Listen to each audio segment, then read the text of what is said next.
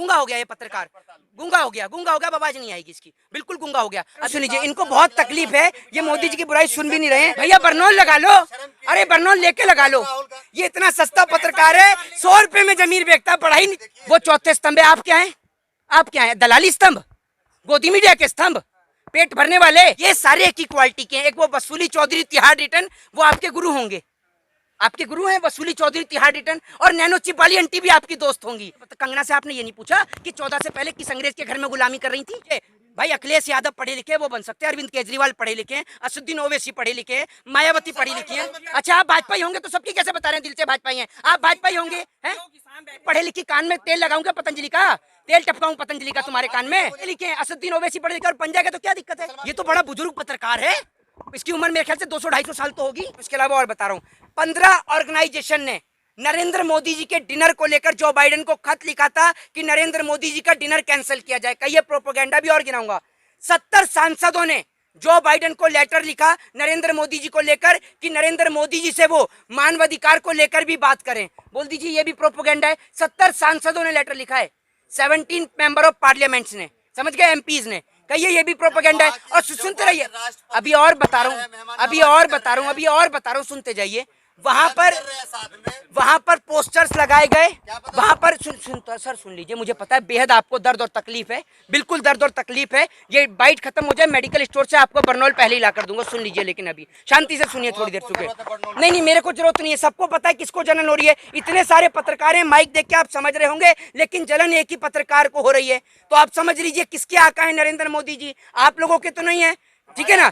निश्चित नहीं, आपके आके, मैंने सुन लीजिए मेरी बात सुनिए, आप मना मत करिए। क्या है, देश आपके पिताजी होंगे, देश के पिता नहीं है, ठीक है ना? इस देश में इतने सारे प्रधानमंत्री हुए हैं, कोई देश का पिता नहीं है, ठीक है ना? देश आपके पिताजी होंगे, आप मानने तो मैं मान लेता हूँ, आपके पिताजी हैं, देश के पिताजी नहीं। आप स्वयं के पिताजी बताइए उनको, तो मैं मान लूंगा एक बार को, लेकिन देश के पिताजी मत बताइए। बात रही दूसरी की, कह रहे कि अमेरिका में वहाँ पोस्टर्स लगाए गए, मोदी नॉट वेलकम, ठीक है? देखा है आपने पोस्टर? नहीं देखा है? ये लीजिए, वहां भी नेहरू जी लगा के गए हैं, आधी रात को नेहरू जी ने लगाए हैं, ठीक है? आप सुनते रहिए और सुनिए। एक व्यक्ति जिसका नाम अमिताभ मित्तल है, ठीक है, उसको रिप्रेजेंट किया गया ऐसे कि वो एक आम आदमी है, एक कॉमन मैन के तौर पर उसको रिप्रेजेंट किया गया। और वो कहता है इस तरीके से कि भाई मोदी जी ने जो भारत को जो है वो बदल दिया है, चेंज कर दिया है। पहले मैं उनसे पूछना चाहता हूँ कि माननीय अमिताभ मित्तल जी, अगर मोदी जी ने चेंज कर दिया है, इंडिया को बदल दिया है, इसका सिस्टम जो बदल दिया है, तो एक बात मुझे बताइए कि आप यूएस में रहकर क्या कर रहे हैं, भारत में क्यों? इनको बहुत तकलीफ है, ये मोदी जी की बुराई सुन भी नहीं रहे हैं। एक काम करिए, पहले एक मिनट जाइए, किसी का अगर कोई किसी का कैमरामैन खाली हो ना, किसी का कैमरामैन खाली हो, भैया बरनौल लगा लो, अरे बरनौल लेके लगा लो। ये लीजिए, मेरी बात सुनिए, घूस नहीं दे रहा हूँ, आपको इतनी तकलीफ है, इतनी तकलीफ है मेरे भाई को, इतनी तकलीफ है। ये लीजिए 100 रुपए में, मतलब ये लीजिए, देख लीजिए, ये इतना सस्ता पत्रकार है, 100 रुपए में जमीन बेचता, बड़ा ही निचले स्तर का पत्रकार है भैया, तू तो बहुत ही निचले स्तर का है। 100 रुपए में बरनौल दे रहा हूँ, आधी इसका कैमरामैन लगाएगा, आधी आप लगा लोगे, दोनों को आराम मिल जाएगा। सुन लीजिए, सुन तो लीजिए, मैं थोड़ी बता रहा हूँ अपनी, अब मैं अपनी बता रहा हूँ तो समझ में भी आए। ये भैया ये मोदी जी के मोदी नॉट वेलकम के वहाँ पोस्टर लगे हैं। अब बात करें तो अमिताभ मित्तल की, आपकी कोई दवाई नहीं है, मैं आपको जाते वक्त स्पेशल बरनौल ला के दूंगा, हाई क्वालिटी की, जो लगाएं और लगा के आप सोएं, क्योंकि गर्मी का दिन है, जलन ज्यादा हो रही है इन्हें, इसलिए बरनौल दूंगा, तब इनको आराम पड़ेगा थोड़ा सा। अच्छा, मुसलमानों के नाम एक जैसे होते हैं। अब ये सुनिए, ये गोदी मीडिया का ही पत्रकार है, तो आपको पता ही चल गया होगा, क्योंकि गोदी मीडिया पे 2 ही एजेंडे रहते हैं, या तो मुसलमान नहीं है तो पाकिस्तान। तो ये पाकिस्तान ले आया, पहले मोदी जी की बुराई से सहन नहीं हुई, तो अब इसने सोचा पाकिस्तान लाके बीच में खड़ा कर दूं। आप संबित पात्रा का इंटरव्यू लीजिए, बहुत अच्छा रहेगा, वो भी बेहद खुश होगा और आप भी बेहद खुश होंगे, आप भी तो समुद्र से पढ़े लिखे हैं। ये सारे एक ही क्वालिटी के हैं। एक वो वसूली चौधरी तिहाड़ रिटर्न, वो आपके गुरु होंगे, आपके गुरु हैं वसूली चौधरी तिहाड़ रिटर्न, और नैनो चिप वाली आंटी भी आपकी दोस्त होंगी, बड़ा अच्छा संबंध है आप लोगों का। ये आप उनके शिष्य हैं, है ना? तो ये देख लीजिए, हाँ ये कह रहे हैं उनके शिष्य हैं, तो मैं आपको बता दूं, ये हाँ वो राष्ट्रभक्त हैं, ये देशद्रोही हैं। आप देशद्रोही हैं? तो आप एक मिनट सुन लीजिए, मेरी बात सुन लीजिए, एक मिनट। वो चौथे स्तंभ है, आप क्या है? दलाली स्तंभ, गोदी मीडिया के स्तंभ, पेट भरने वाले, क्या है आप? कौन से स्तंभ है जरा बताइए? आप भी तो चौथे स्तंभ है। असल में इनकी गलती नहीं है, इन्होंने समझा है देश में चौथा स्तंभ सिर्फ वही बचा है जो मोदी जी की दलाली करे। अब ये दलाली कर रहा है ताकि ये चौथा स्तंभ बने। भैया चौथा स्तंभ वो है जो निष्पक्ष होकर पत्रकारिता करे। अरे कौन सी सोशल मीडिया बताइए जरा, एक आध का नाम।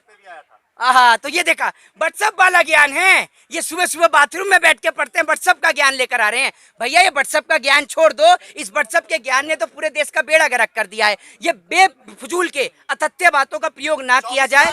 मेरे बताने से आपके बताने से कैसे बन जाएंगे? देश में लोग महंगाई से जूझ रहे हैं, किसान आत्महत्या कर रहा है, ठीक है, जवान सरहद पर शहीद हो रहा है। मोदी जी कैसे आएंगे 24 में? अच्छा, तो जो मणिपुर में मर रहे हैं वो कौन है? गूंगा हो गया ये पत्रकार, गूंगा हो गया, गूंगा हो गया, आवाज नहीं आएगी इसकी, बिल्कुल गूंगा हो गया। अभी जो किसान जिनों के ऊपर लाठी डंडे भाजे गए थे वो कौन किसान थे?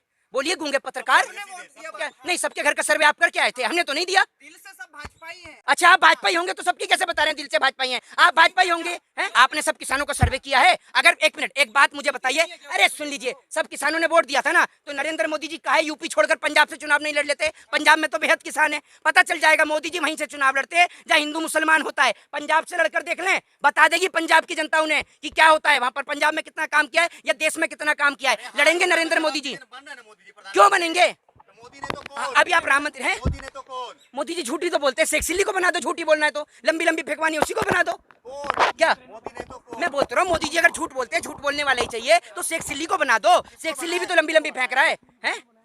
ये बताइए ना आप मुझे। भाई अखिलेश यादव पढ़े लिखे वो बन सकते हैं, अरविंद केजरीवाल पढ़े लिखे हैं, असदुद्दीन ओवैसी पढ़े लिखे हैं, मायावती पढ़ी लिखी हैं। अच्छा ये बताइए मुझे, इस देश के राष्ट्रपति हुए नहीं हुए मुस्लिम? अरे मेरी बात तो सुन लीजिए। ये देखिए, ये गोदी मीडिया के पत्रकार को इतनी दिक्कत है हर चीज में।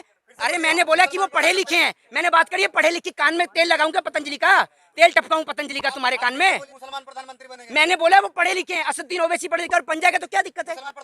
भाई सेकुलर कंट्री है, हर कोई चुनाव लड़ने का हक और अधिकार है। डेमोक्रेटिक कंट्री है, लोकतांत्रिक देश है, हर कोई चुनाव लड़ सकता है, चुनाव प्रक्रिया में हिस्सा ले सकता है। इस देश के अंदर मेरी बात सुन लीजिए, मेरी बात सुन लीजिए। कोई हिंदू कोई सुनिए, मेरी बात सुनिए, मेरी बात सुन लीजिए। पहले अपने हिंदू राष्ट्र में रखिए। कोई हिंदू कोई मुस्लिम कोई सिख कोई ईसाई नहीं है, कोई ब्राह्मण कोई शूद्र कोई वैश्य कोई क्षत्रिय नहीं है। हम लोग सब इंडियन है, भारतीय हैं, ठीक है ना। लोगों को बांटने का काम आप जैसे लोग करते हैं जो नेताओं के नाम से नेताओं से पैसा लेते हैं। इधर ये अपना चश्मा उतार के ना भक्ति वाले, जरा इधर आके बात करो, फिर मैं आपको बताता हूँ संविधान से आपको तकलीफ क्या है? अगर ये संविधान नहीं होता ना, किसी अंग्रेज के घर में बैठ के इसके जूते और चप्पल साफ कर रहे होते, समझे? ये संविधान की बदौलत पत्रकारिता करिए, नरेंद्र मोदी जी के 14 के बाद पत्रकारिता करिए। अरे एक मिनट, ये बताओ 2014 के बाद पत्रकारिता करिए तुमने? अगर इस देश में अम्बेडकर नहीं होते ना, तो आपको पता चल जाती है आपकी हैसियत और औकात क्या है। वो तो अम्बेडकर थे, आपको बोलने का हक और अधिकार दे गए, जिसकी वजह से आज आप बोल रहे हैं। हाँ, मोदी जी की वजह से 2014 के बाद पत्रकारिता करिए तुमने, हैं? 2014 के बाद स्कूल गए हो, हैं? बोलते क्यों नहीं हो 2014 के बाद स्कूल गए हो? इस पत्रकार को पहले बरनौल, हाँ पहले स्कूल ही नहीं था तो कहाँ पढ़ते थे, कहाँ से पत्र? भैया भाई ये मुझे लगता है ये तो आज ही उतरा दिखे मंगल ग्रह से, जहाँ मोदी जी जमीन कटवा रहे हैं ना, जहाँ 100 स्मार्ट सिटी बननी है, ये वहीं से उतरा है अभी। तभी तो कह रहा है पहले स्कूल ही नहीं था। तो पहले स्कूल नहीं था तो अपने पिताजी से आपने पूछा नहीं कहाँ से उन्होंने शिक्षा ली है? मदरसा से ली है। तो सारे मदरसे में पढ़ते थे, गुरुकुल तो पहले भी हुआ करता था, स्कूल तो पहले हुए। आदि मानव काल में पैदा हुए हो क्या आप? हैं? ये तो बड़ा बुजुर्ग पत्रकार है, इसकी उम्र मेरे ख्याल से 200-250 साल तो होगी। नहीं, ये तो बड़ी 200-250 साल उम्र होगी इसको। देश 1947 में आजाद हुआ, और इतना तो सभी को पता है 47 के बाद से देश में स्कूल कॉलेज सब हुए, यूनिवर्सिटी हुई। 14 से पहले तो ये कंगना से आपने ये नहीं पूछा कि 14 से पहले किस अंग्रेज के घर में गुलामी कर रही थी?